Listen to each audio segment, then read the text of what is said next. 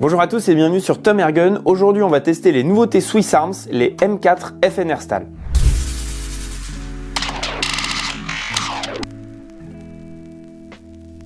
Alors il faut savoir qu'il y a deux coloris différents qu'on vous présente aujourd'hui. Donc il y a le biton tan et noir ou alors la version full noir. Ce modèle développe un tout petit peu moins de 4 joules, on ira vérifier ça au Chronie tout à l'heure au stand de tir.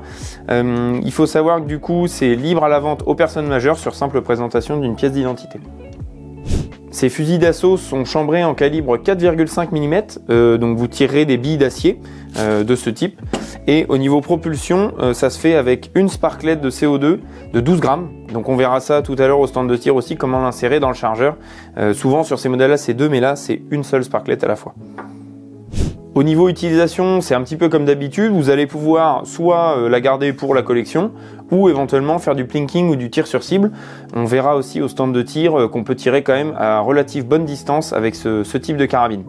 Il faut savoir qu'elle est livrée nue, donc là nous on a équipé cette carabine d'un point rouge et d'une poignée avant, donc voilà, elle est livrée nue juste avec le chargeur. Vous n'avez même pas d'optique de visée ouverte en fait, donc c'est vrai que l'équiper d'un point rouge c'est quand même relativement utile.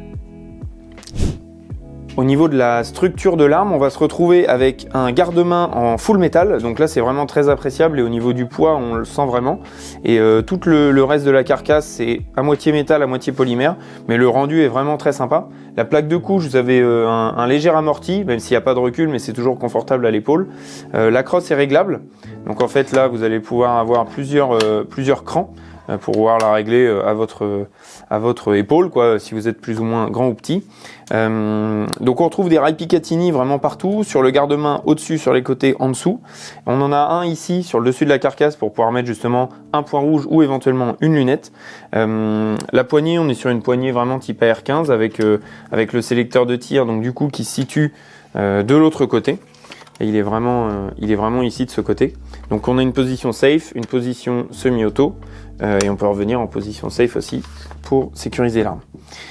Le chargeur il est donc ici et vous allez retrouver, alors on montrera un peu plus en détail en gros plan sur le stand de tir, mais le logement pour la sparklet et le rail où vous pouvez mettre vos petites billes à l'intérieur.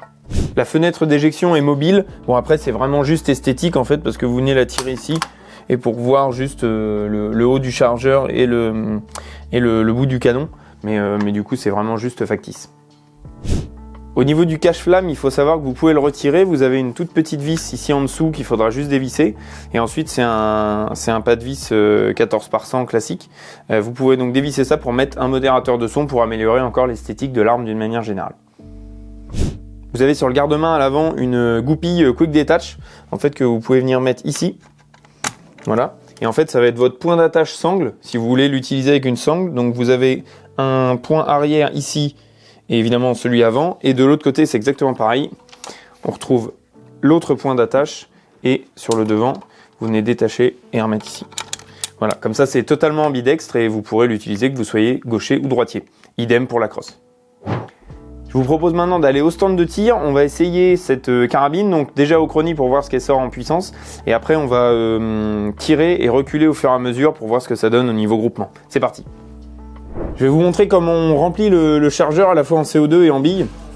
Vous avez un petit ergot ici sur le côté, vous appuyez dessus et là ça glisse tout seul. Ensuite vous venez mettre votre sparklet ici, vous venez la glisser dans ce sens là. Alors là, il vous faut une petite clé à laine. Vous dévissez et vous venez revisser. Alors attention, là, il faut aller assez vite. Hop là, voilà. Donc pour alimenter en billes, vous venez les mettre juste ici, une par une, et les glisser, hop, voilà, dans le puits de chargement. Et c'est parti, vous remettez le petit ressort et c'est reparti. On met ça ici. Vous appuyez sur l'ergot, clac. Et ici, on entend bien le clip et c'est parti. On va contrôler les vitesses. 3,6 joules là. 3,2.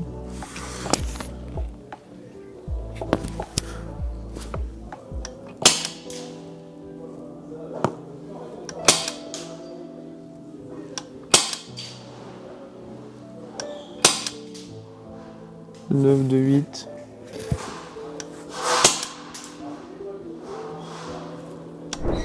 Ouais, du coup, le Crony a parlé. Donc bon, là, grosso modo, la première était à 3,6 joules et après les autres, on est à 2,6, 2,8 et à peu près 123 mètres secondes de moyenne.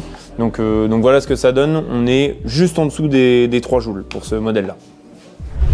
Allez, on a chargé le nouveau chargeur et on va faire une petite série de tirs là à 15 mètres. Du coup, à bras franc, on va voir ce que ça va donner.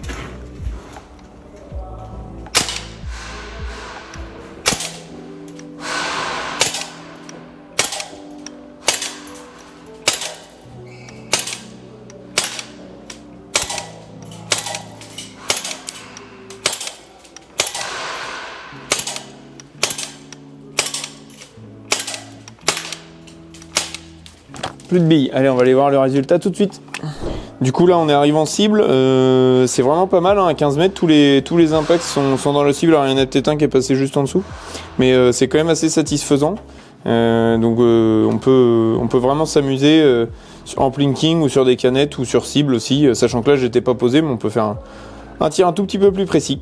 On se retrouve pour le bilan de cette FNR Stahl M4. Donc, vraiment une très bonne arme. Franchement, pour s'amuser, c'est vraiment idéal. On a bien vu qu'à 15 mètres, c'était hyper précis.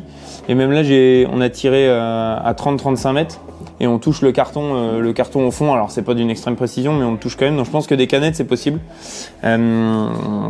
Et du coup, donc voilà, excellente arme pour débuter avec un budget relativement contenu et bien fini. Donc vraiment une arme à conseiller aux débutants ou ceux qui aiment ce type d'arme un peu type AR-15.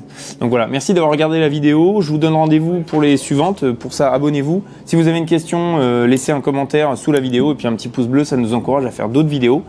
Rejoignez aussi les différents réseaux sociaux, que ce soit Instagram ou Facebook. Et puis je vous dis à très vite sur le site tomergun.fr.